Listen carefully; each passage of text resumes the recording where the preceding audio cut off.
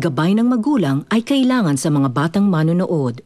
Simula na ng kapanapanabik na eksena sa Broken Vow. Brought to you exclusively by XO Candy.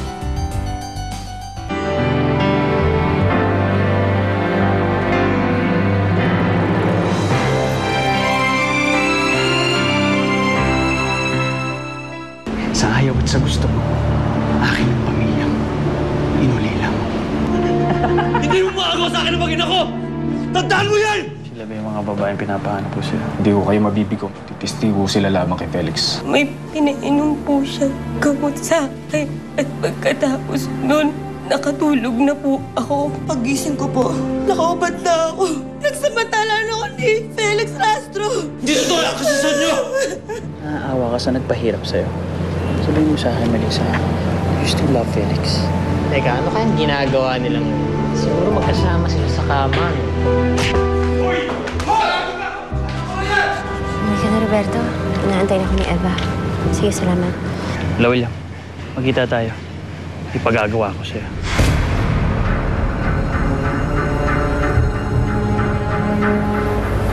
Oh, ano na naman bang pinapagawa mo dun sa tuta mo? Duda ako kay Melissa eh. Hindi ka agad siya nakasagot nung tinanong kung mahal pa niya si Felix. Baka magbago pa ang isip niya. Baka biglang patawarin niya at iurong ang kaso.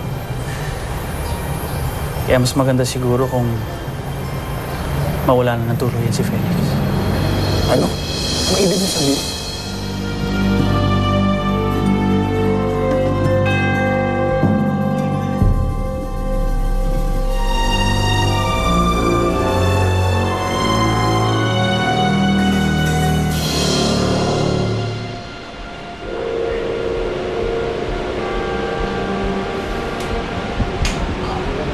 Oh, buti naman at dinala mo kami dito, pre. May sisilipin na ako dito. Ganun ba? Sige, iwan na kita dito, ha?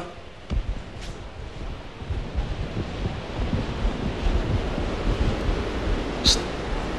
Psst. Si Tulis, tawagin mo. Mayor.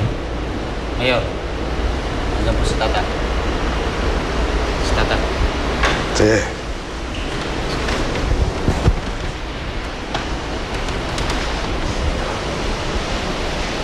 Sir, Gusto mong rumakit? ilan ba naman kita tinanggihan? Ano racket yan, sir?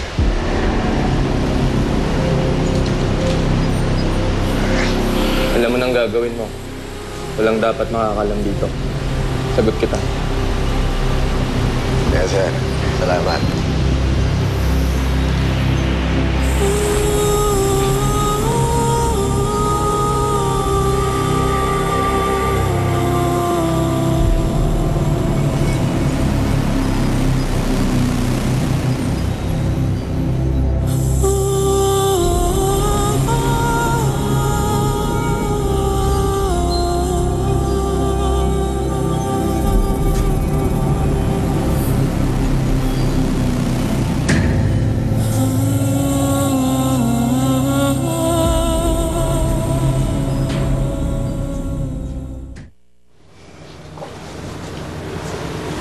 Hanggang kailan mo balak itago kay Eva ang totoo? Hindi ko pa alam, Ami. Alam ko masasaktan siya kapag nalaman niya ko ng totoo. Ayan ka na naman eh. Alam mo, Melissa, kung lagi nalang pakiramdam ni Eva iisipin mo, paano mapaparusahan si Felix niyan?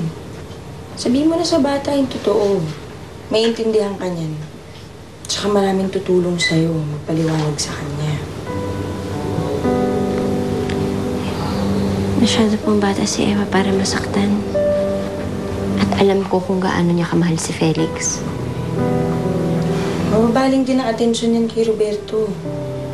Lalo na ngayon, mas nakikita niya si Roberto kaysa kay Felix. Tsaka alam mo sa tingin ko, magiging mas mabuting ama si Roberto kaysa dyan kay Felix. Para mo namang sinabi nag-a-apply si Roberto maging ama ni Eva? Mabait din si Roberto dyan kay Eva. At yun ay dahil mahal ka pa rin niya.